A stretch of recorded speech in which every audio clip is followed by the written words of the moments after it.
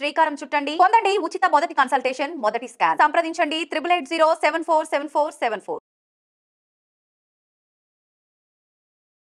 అంటే బీఆర్ఎస్ తప్పనిసరిగా ఒక బలమైనటువంటి ఒక శక్తి.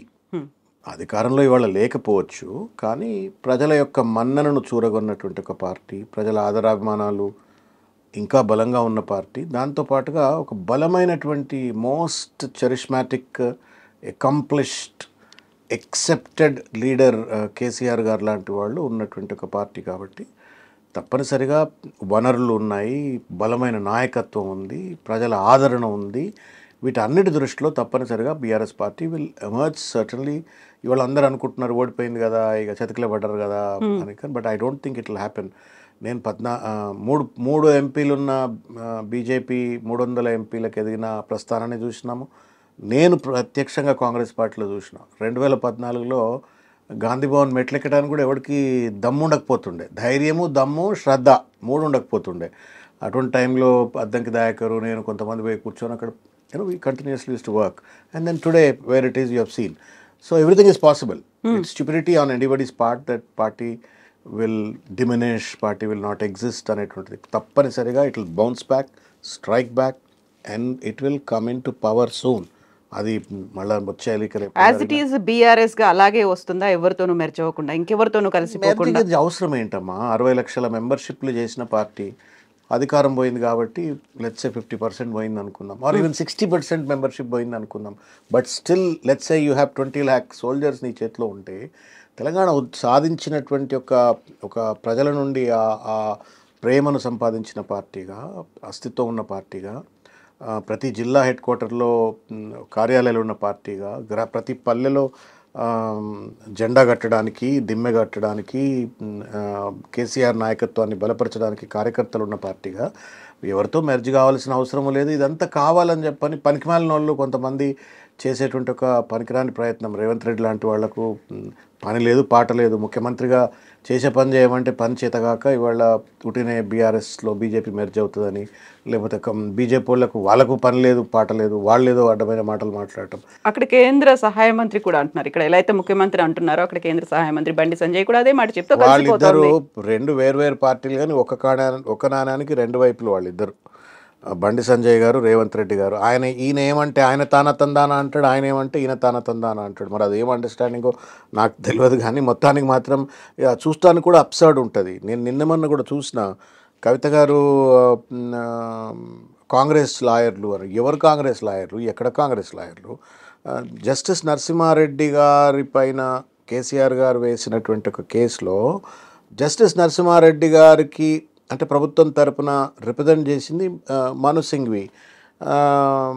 ఆయనను కాంగ్రెస్ పార్టీ ఎంపీ అయితే బీఆర్ఎస్ చెప్తే కాంగ్రెస్ పార్టీ ఎంపీ అయిండు అని చెప్పని మాట్లాడితే మెదడు ఉండి మాట్లాడతారా, మెదడు లేక మాట్లాడతారా? వాళ్ళు పెద్ద నాయకులు, వాళ్ళ అదృష్టం కొద్దీ పెద్ద పొజిషన్స్లో ఉన్నారు. వాళ్ళ ఆ పొజిషన్ అన్న గౌరవించే రీతిలో మాట్లాడాలి. పిచ్చిగా మాట్లాడి ప్రజల్లో వాళ్ళు పల్చన్ అయిపోయి ప్రజల్ని కన్ఫ్యూజ్ చేసి మాట్లాడితే అర్థం లేదు. రెండవదమ్మా, ఇప్పుడు రోద్గి ఎవరైతే ముకుల్ రోద్గి ఎవరైతే నిన్న ఆర్గ్యూ చేసినారో, ఆయన భారతీయ జనతా పార్టీ 2014లో అధికారంలోకి వచ్చిన తర్వాత the first attorney general of India appointed by none other than Shri Narendra Modi ji. So does it mean that Narendra Modi గారే ముకుల్ రోద్గిని చెప్పి ఆర్గ్యూ చేయించిండా? అటు కాంగ్రెస్కు బుద్ధి జ్ఞానం లేకుండా రేవంత్ రెడ్డి గారి టీం అట్లే మాట్లాడుతూ ఉంది, బండి సంజయ్ గారి టీం అట్లే మాట్లాడుతూ ఉంది. వాళ్ళిద్దరికి కూడా కొంత సెన్సెస్కి రావాలా, రియాలిటీని అర్థం చేసుకొని మాట్లాడాలా. క్లారిటీ లేకుండా ఇష్టం వచ్చినట్టుగా మాట్లాడుతూ ఉన్నారు. దయచేసి ఈ పనికిరాని మాటలు బంద్ చేసుకొని ప్రజలకు ఉపయోగపడేటువంటి ఒక పబ్లిక్ పాలసీ మీద, ప్రజల అభివృద్ధి మీద, ప్రజా సమస్యల మీద వాళ్ళు ఏమైనా మాట్లాడితే అర్థం ఉంది. కానీ వీటి వల్ల ప్రజలకు ఉపయోగం లేదు, వాళ్ళ పార్టీలకు కూడా ఉపయోగపడదు. వాస్తవం చెప్పాలంటే ఈవెన్ వాళ్ళ ప్రాబల్యాన్ని పెంచుకోవడానికి కూడా ఉపయోగపడదు. పలుచన అవుతున్నారు తప్ప ప్రాబల్యం పెంచుకోవట్లేరు వాళ్ళిద్దరు. అయితే అండర్స్టాండింగ్ బీఆర్ఎస్ పార్టీకి ఎవరితో ఉంది? ఎందుకంటే నిన్న తనకి బెయిల్ వస్తుంది అనేటువంటి మాట చాలా బలంగా నమ్మారు, అది ముందు నుంచి చెప్తూ వస్తున్నారు. గతంలో హరీష్ రావు, కేటీఆర్ పదే ఢిల్లీకి వెళ్ళొచ్చినప్పుడు మిగతా ఏ బీఆర్ఎస్ లీడర్లు లేరు, అప్పుడు మాత్రం వెళ్ళి మాట్లాడుకొని వచ్చారు. నిన్న మాత్రం సహచర ఎమ్మెల్యేలు కావచ్చు, ఎంపీలు కావచ్చు, మిగతా అంతా బీఆర్ఎస్ క్యాడర్తో కలిసి వెళ్ళారు. వెళ్లే ముందు నుంచి చాలా గట్టిగా చెప్తూ వస్తున్నారు, ఈసారి కవిత రాబోతోంది, కవితను మేము తీసుకొస్తున్నాము. సో అక్కడ ఒక పక్కాగా ఒక అండర్స్టాండింగ్ అనేది ఉంది, అందువల్లే అనేది. అది కూడా ఒక కురచ మనస్తత్వంతో ఆలోచించేదమ్మా. నేను I was also with last time hearings అయినప్పుడు నేను కూడా ఢిల్లీలో ఉన్నాను. కేటీఆర్ గారు, హరీష్ రావు గారు ఢిల్లీలో ఉన్నప్పుడు నేను కూడా వారితో ఉన్నాను. I also have followed up the proceedings how it go. సుప్రీంకోర్టులో నా కేసు అయితే కూడా కోదండరామ్ ఈ పంచాయతీ అయినప్పుడు, నా ఎమ్మెల్సీ పంచాయతీ అయితే కూడా నేను కూడా పోయి 3 రోజులు ఢిల్లీలో కూర్చున్నా. పోయి ఢిల్లీలో కూర్చొని సుప్రీంకోర్టును మేనేజ్ చేసినట్ట, లేకపోతే what nonsense are you talking? The contempt of the court అండి ఇటువంటి థర్డ్ క్లాస్ మాటలు మాట్లాడటము. నేను పోయి బీజేపీని కలిసి వస్తే బీజేపీ, కేటీఆర్ గారు పోయి బీజేపీ వాళ్ళని కలిస్తే బీజేపీ వాళ్ళు జడ్జికి చెప్తే జడ్జి ఫేవరబుల్ జడ్జ్మెంట్ ఇచ్చినట్టు బొక్కలో వేయాలి వీళ్ళందరినీ. Nobody is taking cognizance of these things. Unfortunately, you are making third-rate attributions, negative attributions to Supreme Court. అది కూడా ఎవరు? ఎంపీలలో స్థానంలో ఉన్నవాళ్ళు, పెద్ద పెద్ద రాజకీయ పదవుల్లో ఉన్నవాళ్ళు ఏం చెప్తా ఉన్నారు? బీజేపీని మేనేజ్ చేసి బీజేపీతో సంబంధం పెట్టుకొని సుప్రీంకోర్టును మేనేజ్ చేసిందంటే బీజేపీ చేతిలో సుప్రీంకోర్టు తోలుబొమ్మ అని ఎంపీలు ఉన్నవాళ్ళు, ముఖ్యమంత్రులు ఉన్నవాళ్ళు మాట్లాడుతుంటే ఐ విష్ సుమోటోగానన్నా ఇటువంటి వ్యాఖ్యల పట్ల సుప్రీంకోర్టు యాక్ట్ చేయాలి. పిచ్చి పిచ్చిగా మాట్లాడి ప్రజలకు మొత్తం న్యాయ వ్యవస్థ మీద నమ్మకం పోయేటువంటి రీతిలో మాట్లాడుతున్నారు. బుద్ధుడిని మాట్లాడాలా. నిన్న మీరు సుప్రీంకోర్టు ప్రొసీడింగ్స్ 1.5 hours జరిగింది. నేను as a student of law నేను నిన్న మొత్తం ప్రొసీడింగ్స్ అంతా చూసిన, రైట్ ఫ్రమ్ ఫస్ట్ వర్డ్ నుంచి లాస్ట్ వర్డ్ వరకు చూసిన. జడ్జి లేచిపోయేంత వరకు అట్లనే కళ్ళ అప్పగించి చూసిన, ఇన్నా, రాసుకున్నా. అది మొత్తం ప్రొసీడింగ్స్ కనుక ఎవరైనా విన్నట్టయితే చాలా స్పష్టంగా మీకు అర్థమవుతుంది ఇది ఒక ఫ్యాబ్రికేటెడ్ కేసు అని. ఇది ఒక ఫ్యాబ్రికేటెడ్ కేసు, కావాలని చెప్పని 1 shot 2 birds అనమాట. లైక్ ఒకటే బుల్లెట్ తోటి, ఒక కేసు తోటి కేజ్రీవాల్ను కొట్టేసిండ్రు, కేసీఆర్ను కొట్టేసిండ్రు. కేసీఆర్ గారిని ఎన్నికల ముందు ఈ కేసు పెట్టి ఆయనను మనోధైర్యాన్ని దెబ్బతీసి ప్రజల్లో ఒక రకమైనటువంటి ఒక తప్పుడు ప్రచారం చేసి ప్రతిష్టను దిగజార్చే ప్రయత్నం చేసిండ్రు. కేజ్రీవాల్ను దిగజార్చే ప్రయత్నం చేసిండ్రు. ఈ could not even campaign during parliament elections కదా. సో ఇది ఒక 1 shot 2 birds లెక్క ఒక కాన్స్పిరసీతో పెట్టిన కేసు అని చెప్పని స్పష్టంగా నిన్న చెప్పినట్టు ఆర్గ్యుమెంట్. అక్యూజ్డ్ కన్ఫెషన్స్ మీద ఎట్లా కేసులు పెడతారండి? మీరు పద్ధతేనా అని చెప్పని జడ్జి ఆడ కూర్చున్న జడ్జి అడుగుతుంటే, తర్వాత మీరు ఇన్వెస్టిగేషన్ అయిపోయింది, ఛార్జ్షీట్ ఫైల్ చేసినారు, 500 మంది విట్నెసెస్ని ఎగ్జామిన్ చేసినారు, 5000 page రిపోర్ట్ సబ్మిట్ చేసినారు. ఇంత చేసినాక ఇంకా ఎందుకంటే లోపల ఉండాలన్న తర్వాత bail is a fundamental human right అని చెప్పని సుప్రీంకోర్టు అనేక జడ్జ్మెంట్స్లో ఈ మధ్యకాలంలో చెప్పిన తర్వాత, మహిళ కాబట్టి under section 45 she deserves to get the bail అని చెప్పని చట్టాలు చెప్తున్న తర్వాత ఇంకా ఏదో పైరవి చేసిండ్రు అని అంటే మూర్ఖులు అన్నట్టు. చట్టం మీద అవగాహన లేదు, రాజ్యాంగం మీద అవగాహన లేదు, కోర్టుల పైన గౌరవం లేదు. చిల్లర మల్లరగా ఏది పడితే అది మాట్లాడచ్చు. పేపర్ల ఫ్రంట్ పేజ్లో వేసే పేపర్లు తగలబడ్డాయి, బ్యానర్ ఐటమ్లు పెట్టి బ్యానర్స్ పెట్టి ప్లేట్ బ్రేకింగ్లు ఇచ్చే టీవీలు తగలబడ్డాయి, యూట్యూబ్ ఛానళ్ళు తగలబడ్డాయి. కాబట్టి ఏది పడితే అది మాట్లాడచ్చు అంటా ఉన్నారు. By talking so you are disregarding the judiciary, you are disregarding the supreme court, which is very unfair. Case నడవాలా? నడవాలా. న్యాయం రావాలా. ఇంకా ట్రయల్స్ ఉన్నాయి, ఇంకా ఆర్గ్యుమెంట్స్ ఉంటాయి. Let law takes its own course of action. ఉట్టుట్టుగానే అట్లా పనికిరాని మాటలు రాజకీయ నాయకులుగా ఉండి మాట్లాడి రాజకీయాన్ని పల్సగా చేయడంతో పాటు న్యాయ వ్యవస్థను పల్చజేసేటువంటి ఒక రీతిలో మాట్లాడటం కరెక్ట్ కాదు అని నేను భావిస్తా ఉన్నాను. ఇప్పుడు ఒక పసలేని కేసు, ఒకే దెబ్బకు 2 పిట్టలు అన్నట్టుగా అటు అరవింద్ కేజ్రీవాల్, ఇక్కడ బీఆర్ఎస్ కేసీఆర్ అనుకున్నప్పుడు ఎన్నికల్లో ఫలితాలు అయితే అందులో దానికి తగ్గట్టుగా క్లియర్గానే కనిపించాయి. They could not win. ఇక్కడైతే ఒక పార్లమెంటు స్థానాల్ని బీఆర్ఎస్ పార్టీ గెలుచుకోలేకపోయింది. ఇప్పుడు కవిత బెయిల్ మీద బయటకు వచ్చిన తర్వాత పబ్లిక్ దగ్గర నుంచి రియాక్షన్ ఎలా ఉంటుందని మీరు అనుకుంటున్నారు? మొన్న పెట్టినటువంటి కేసు ఇంపాక్ట్ చాలా తీవ్రంగా కనిపించింది, దాని ప్రభావం కూడా కనిపించింది ఫలితాల రూపంలో అనుకున్నప్పుడు. ఇప్పుడు ఇమ్మీడియట్గా అది టర్న్అవుట్ అయిపోతుందా? నిజంగానే కవితని ఇందులో ఇరికించారు అనే భావన, లేకపోతే కేసీఆర్ని దెబ్బతీయడానికి కవితను ఉపయోగించుకున్నారు అనే భావన ప్రజలు ఆలోచిస్తున్నారా ఆ విధంగా? ఇప్పుడు ప్రజలు ఏం ఆలోచిస్తున్నారు అనేటువంటిది మనందరికంటే విఘ్నులు ప్రజలు. కాబట్టి వాళ్ళు ఏం ఆలోచిస్తున్నారు అని చెప్పడం కంటే సత్యం ఏంటి అనేది ఇంపార్టెంట్. సత్యాన్ని ఎవరికి దోచినట్టు వాళ్ళకి నచ్చిన విధంగా అన్వయించుకోవచ్చు. కానీ but truth is it's a false case. ఎందుకు ఫాల్స్ కేస్ అంటే the fact of the matter is that with the new policy that he's been, ఇప్పుడు వీరు చెప్పడం వల్ల ఆ పాలసీ పెట్టిండ్రు అనేటువంటిది ఒక పాయింట్. ఆ పాలసీ వల్ల 9,000 కోట్ల రూపాయల లాభం వచ్చింది అని కేజ్రీవాల్ నెత్తి మీద నోరు పెట్టుకొని మొత్తుకుంటా ఉండే. As a head of the chief government ఒక ముఖ్యమంత్రి హోదాలో కూర్చొని ఈ పాలసీ వల్ల 9,000 కోట్ల రూపాయల లాభం వచ్చింది, ఇది తప్పుడు కేసు అని చెప్పని ఆయన మొత్తుకుంటుంటే ఆయనకు మద్దతుగా దేశవ్యాప్తంగా ఉన్నటువంటి వాళ్ళ బీజేపీ తప్ప అన్ని రాజకీయ పార్టీలు ఆయనకు మద్దతుగా ఉన్నాయి, ఇంక్లూడింగ్ రాహుల్ గాంధీ, సోనియా గాంధీ, ప్రియాంక గాంధీ, కాంగ్రెస్ పార్టీ పెద్దలు, పెద్ద పెద్ద పార్టీలన్నీ కూడా ఇవాళ ఆయనకు మద్దతుగా ఉండి తప్పుడు కేసు అని చెప్తున్నట్టు ఒక తరుణంలో నమ్ముతారా తెలంగాణ ప్రజలు, నమ్ముతారా రేవంత్ రెడ్డి, నమ్ముతాడా రేవంత్ రెడ్డి బుర్రలో కుమ్మరి పురుగు తిరిగి నమ్ముతాడా నమ్మడా అంటే ఎవడేం చెప్పలేడు. ఇప్పుడు తివిరి ఇసుక నుండి తైలంబు తీయవచ్చు కానీ మూర్ఖుడి మనసు రంజింపజేయలేమని చెప్పని రాహుల్ గాంధీ నమ్ముతున్నాడు ఇది తప్పుడు కేసు అని, రేవంత్ రెడ్డి నమ్ముతలేడు, మరి ఏం చేయాలా? రాహుల్ గాంధీ గారు నమ్ముతున్నారు, ఆయనకు విజ్ఞత ఉన్నది అంటే అది జాతీయ స్థాయి ఇది రాష్ట్ర స్థాయి ప్రయోజనాలు అయి ఉండొచ్చు కదా. కాదు తల్లి, నేను అందుకే అన్నా ట్రూత్ అనేది ఒకటి ఉంటుంది, సత్యం అనేది ఒకటి ఉంటుంది.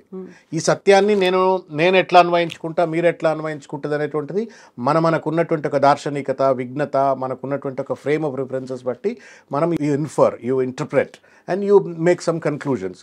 రాహుల్ గాంధీ గారు కన్క్లూడ్ చేసుకుంటా ఉన్నారు, ఈ కాంగ్రెస్ పార్టీ పెద్ద నాయకుడిగా రాహుల్ గాంధీ గారు అంటా ఉన్నారు ఇది తప్పుడు కేసు అని అంటా ఉన్నారు ఢిల్లీలో, అందుకే కేజ్రీవాల్కి మద్దతు ఇస్తూ ఉన్నారు. సోనియా గాంధీ గారు తప్పుడు కేసు అని అంటా ఉన్నారు. రేవంత్ రెడ్డికి ఏంది గుణం గుడిచెట్టదు కాబట్టి ఆయన ఇది తప్పుడు కేసు ఎందుకు, కేసీఆర్ మీద కోపము, కవిత మీద కోపం, ఆ అద్దాలు కోపము అనే అద్దాలు పెట్టుకొని, కక్ష అనే అద్దాలు పెట్టుకొని, అక్కసు అనే అద్దాలు పెట్టుకొని ట్రూత్ను చూసినప్పుడు ఆయనకు నెగిటివ్ కనబడతా ఉంది. నేనేమంటున్నా అద్దాలు తీసి చూడండి, ట్రూత్గా చూడండి.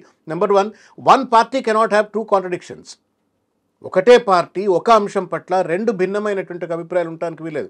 మామూలు కార్యకర్తకు ఉండొచ్చు, కానీ ఒక ముఖ్యమంత్రి హోదాలో కూర్చున్న వ్యక్తి, స్పెషల్ ఇన్వైటీ సిడబ్ల్యూసీలో కూర్చున్నటువంటి ఒక వ్యక్తి, chief of the CWC like Sonia Gandhi or Kharge or Rahul Gandhi or Priyanka Gandhi, they have an opinion, a belief that it is a false case, కేజ్రీవాల్ను తప్పుడుగా ఇరికిచ్చినారు అని చెప్పిన తర్వాత ఎక్కడో A3, A4, A5లో ఉన్నటువంటి ఒక కవిత మాత్రం కరెక్టే, తప్పు చేసింది, కరెక్ట్ కేసే అని చెప్పని రేవంత్ రెడ్డి అంటుంటే ఈ కాంట్రడిక్షన్స్ని దయచేసి ప్రజలు అర్థం చేసుకుంటారని నేను అనుకుంటున్నా.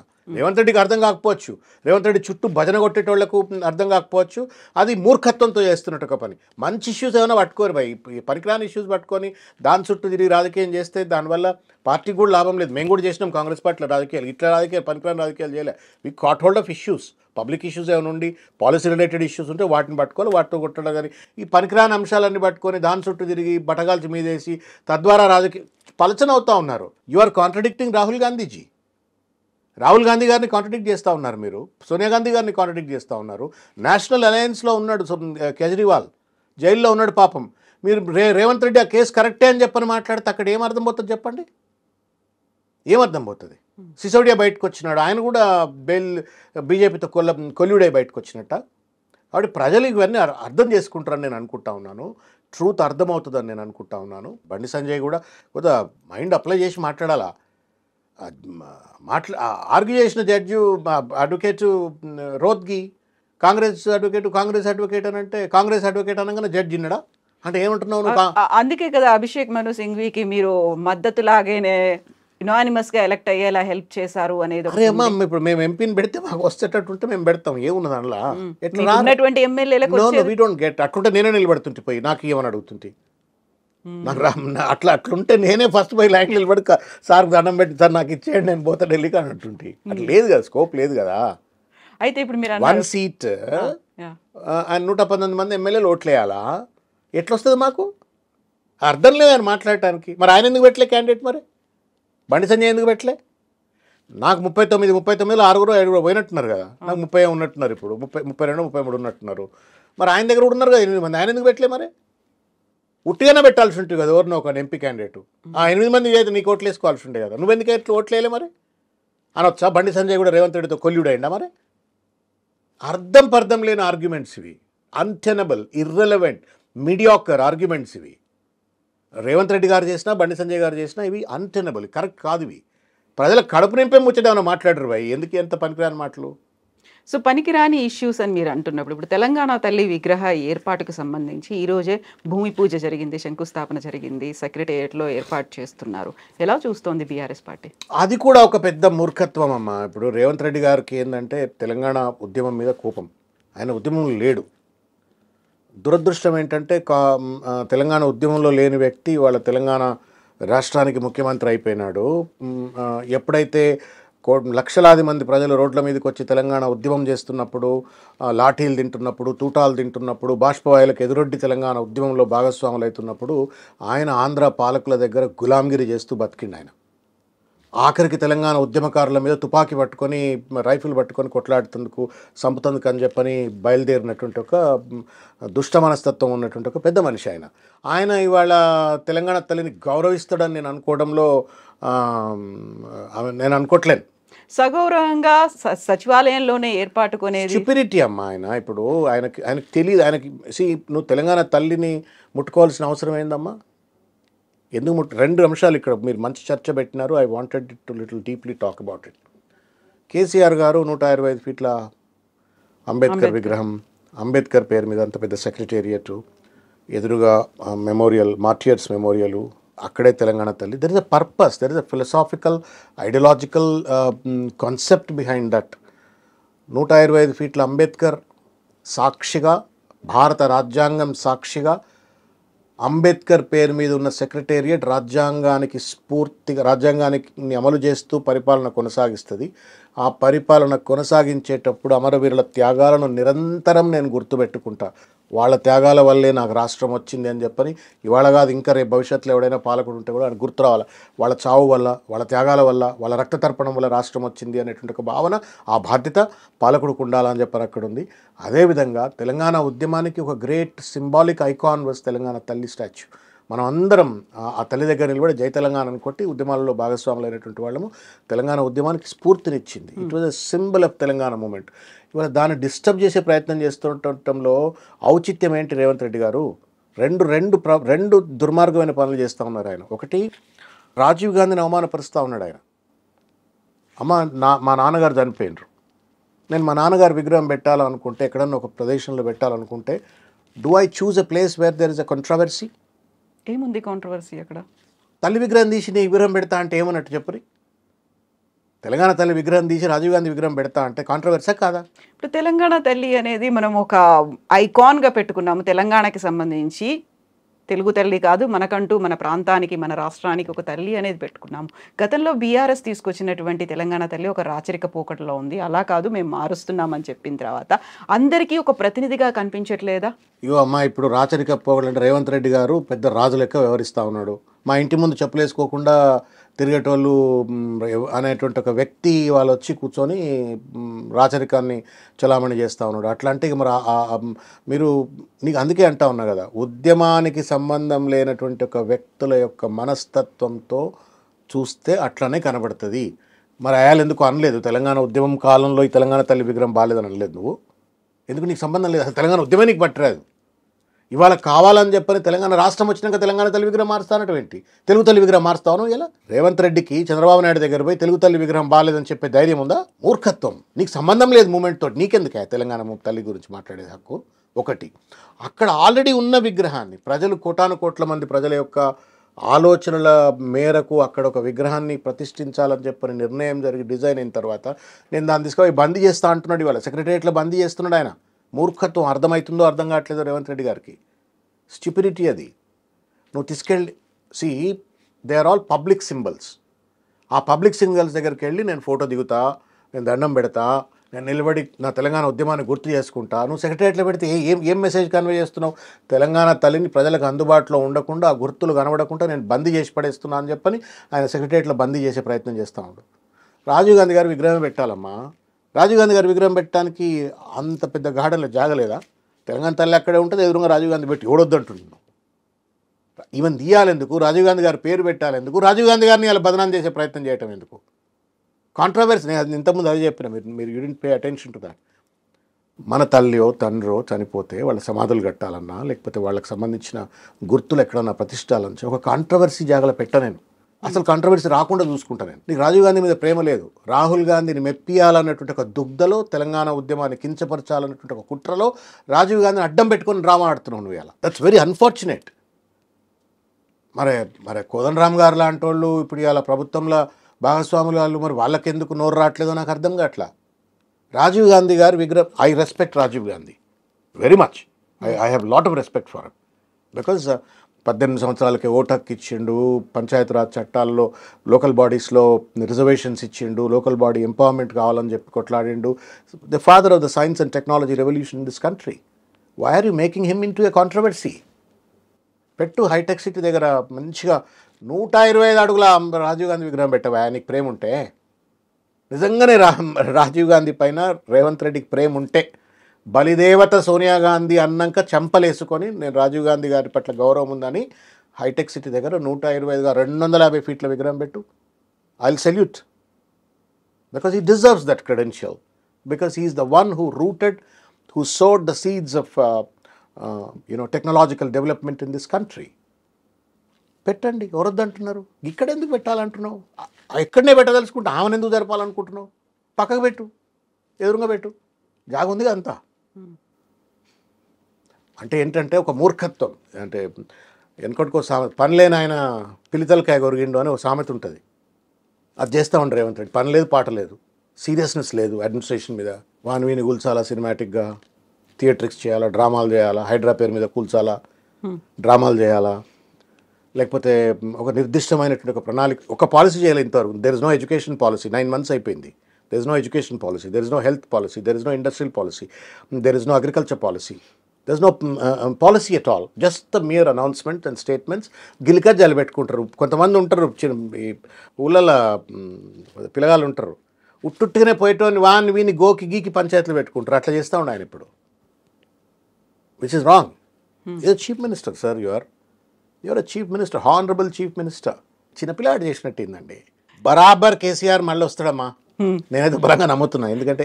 ఎందుకు నమ్ముతున్నా అంటే, see in this country people vote to dethrone somebody. మాయమాటలు చెప్పిండ్రా, ఇంకోటి చెప్పిండ్రా, ప్రజలు నమ్మిండ్రు. రేవంత్ రెడ్డిని నమ్మతం పాటు సరే 10 ఏళ్ళు సార్కి అధికారం ఇచ్చినాం కదా అనుకున్నారు, గద్దె దింపిండ్రు. బరాబర్ రేవంత్ రెడ్డిని గద్దె దింపుతారు. మీరు చూడండి, ఇప్పుడు ఎలక్షన్స్ పెడితే దిగుతాడు. ఒకవేళ పొరపాటున ఇప్పుడు ఏమైనా ఎలక్షన్స్ వస్తే దిగుతాడు, గద్దె దిగుతాడు. నాకు తెలిసి ఆ పార్టీలో కూడా దించుతారు. ఎందుకంటే he is destroying the whole 10 years of Congress ఎఫర్ట్ను డిస్ట్రాయ్ చేస్తుండే ఆయన. దాన్ని వచ్చిండు లాస్ట్ మూమెంట్ చీమలు పెట్టినప్పుడు అలా పాము వచ్చినట్టు వచ్చిండు, రప్పున అధికారం సంపాదించిండు, దాన్ని ఆగమాగం చేస్తూ ఉన్నాడండి. You have a responsibility, fundamental responsibility to carry forward the development, to do something tangible, sustainable, stable for the development of the state. అది పక్కకు పెట్టి నువ్వు ఏదో పిచ్చిగా చేస్తూ ఉన్నాయన. సో ఇప్పుడు కవిత బయటికి వచ్చిన తర్వాత, హైదరాబాద్లో వచ్చిన తర్వాత, తెలంగాణలో మళ్ళీ అడుగు పెట్టిన తర్వాత రాజకీయాల్లో మార్పులు వస్తాయా? ఎలా చూస్తున్నారు? నేను అదే అడగబోతున్నాను. She will certainly, she should. ఆమె ఏం చేస్తుందో నాకు తెలీదు. Because end of the day it's all about how our leader thinks about utilizing her. But నిన్న బయటకు వచ్చిన తర్వాత మాట్లాడినటువంటి మాటలు, నేను మొండిని, ఇప్పుడు నేను జగమొండిలాగా వడ్డీతో సహా చెల్లించాలనే మాట. ఆమె వాస్తవం కూడా కొంత పర్సువేషన్ ఉన్నటువంటి ఒక వ్యక్తి. పనిచేస్తుంది, కష్టపడుతుంది, పనిచేస్తుంది, ఫోకస్డ్గా పనిచేస్తుంది. లేకపోతే బతుకమ్మ అందరం ఆడినాం. మా నాయనమ్మ, మా తాత ముత్తాతల కానించి ఇంకా జనరేషన్స్ నుంచి బతుకమ్మ ఆడినారు. బట్ బతుకమ్మను ఉద్యమ బావుటగా మార్చిన తర్వాత దాన్ని పర్సువేసివ్గా ప్రజల్లోకి నెట్టడంలో తన పాత్ర వాజ్ వెరీ ప్రిడామినెంట్. బతుకమ్మ దగ్గర జై తెలంగాణ పాటలు వాడలే కదా. ఇప్పుడు మా నాయనమ్మ, మా అమ్మ ఊళ్ళల్లో బతుకమ్మలు ఆడితే ఎప్పుడు జై తెలంగాణ పాటలు వాడలే. బట్ బికాస్ తెలంగాణ మూమెంట్లో దాన్ని ఒక ఉద్యమ బావుటగా మార్చటము, దాన్ని ప్రజల్లోకి తీసుకెళ్ళటం, కాబట్టి ఆమెకు ఆ పర్సువేషన్ ఉంది, ప్రజలతో కనెక్ట్ ఉంది, ప్రజలను కన్విన్స్ చేయగలిగేటువంటి ఒక ఆర్టికులేషన్ స్కిల్ ఉంది. కాబట్టి తప్పనిసరిగా ఒక మంచి లీడర్గా సర్వైవ్ అవుతుంది, లీడ్ చేస్తుందని నేను అనుకుంటున్నా, చేయాలని కోరుకుంటున్నా. ఏం చేస్తుంది అంటే కేసీఆర్ గారు చెప్పాలా. ఎస్. సో నెక్స్ట్ రేపటి నుంచి ఎలాంటి పరిణామాలు చోటు చేసుకోబోతున్నాయి, రాజకీయంగా ఎలాంటి మార్పులు వస్తున్నాయి అనేది జస్ట్ చూడాలి అంతే. రాజకీయ I'm sure she will play a vital role and she should play a vital role అని నేను అనుకుంటున్నా. End of the day KCR గారు సర్టన్లీ ఆయన ఇంత కష్టపడి తెలంగాణ ఉద్యమంలో పనిచేసినారు. తెలంగాణ రాష్ట్రాన్ని 10 సంవత్సరాల పాటు 1,15,000 రూపాయలు ఉన్న జీడిపిని, పర్ క్యాపిటల్ ఇన్కమ్ను 3.5 లక్షల పర్ క్యాపిటల్ ఇన్కమ్కు one of the indicators I'm just talking about డెవలప్మెంట్లో పట్టుకొచ్చినారు. ఇవాళ దాన్ని ఆగం కాకుండా చూసుకునే బాధ్యత ప్రతిపక్ష పార్టీగా ప్రజలు ఆయన పైన పెట్టినారు. కేసీఆర్ గారి పైన ప్రతిపక్ష పార్టీ హోదా పెట్టినారు. తప్పనిసరిగా రేవంత్ రెడ్డి నిలదీస్తారు. రేవంత్ రెడ్డి నిలదీస్తాము, ప్రభుత్వం చేసేటువంటి ఒక తప్పులను నిలదీస్తాము, వాళ్ళలో ఉన్న డొలతనాన్ని నిలదీస్తాం, ఇటువంటి మూర్ఖ పనులు ఏమైనా ఉంటే వాటిని కూడా ప్రజలకు ఎడ్యుకేట్ చేస్తాం. That is the job of opposition. The beauty of democracy అదే కదా. అధికార పక్షం వాళ్ళకి తోచిన విధంగా వాళ్ళు చేయాలా, ఈ తప్పు ఉన్నప్పుడు ఇది తప్పు అని చెప్పేది ప్రతిపక్షం. That is the beautiful